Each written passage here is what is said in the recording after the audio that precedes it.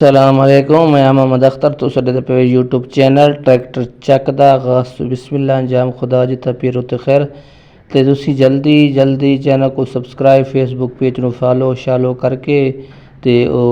बाकी ट्रैक्टर दी मुकम्मल वीडियो देखो 2010 model green tractor for sale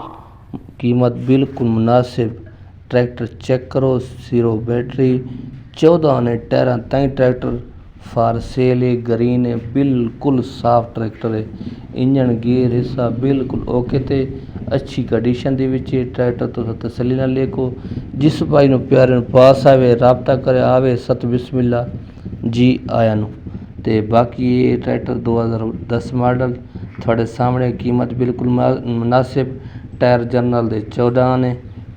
show भी 14 ने तले 13.5 ने नंबर लगोया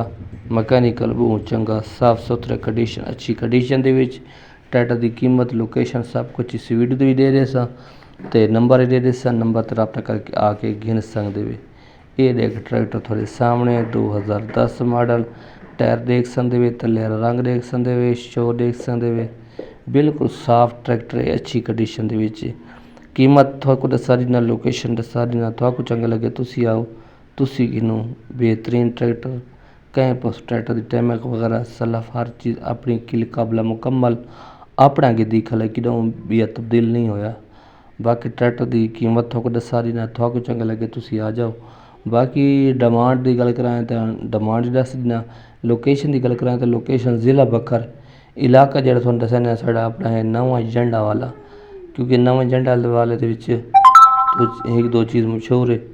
मिसाल उत्थे आके तुस पुछ सकते वे ते नवा जंडा वाला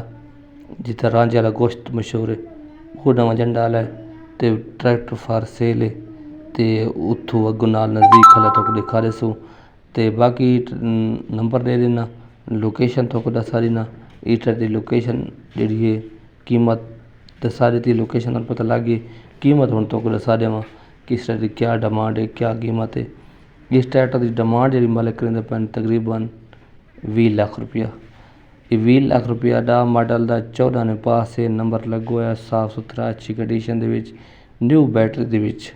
मालिक दी करेंगे तकरीबन 20 लाख रुपया थोड़ी बहुत जी कमी पेशी ना वो कर रहे से मालिक बाकी ट्रैक्टर कई कमी नहीं ट्रैक्टर हर पासों पूरा ट्रैक्टर है किल काबलियत अपनी हालत दे विच कम वाला जट्टां कोल अपने घर दे विच घरेलू ट्रैक्टर है ते जिस बन पास आवे बस तो नंबर देता पे नंबर ते रब्ता करे सो तुसी आवे सो इस नंबर पर रब्ता करे सो आवे सो अल्लाह हाफिज़ खुश रहो।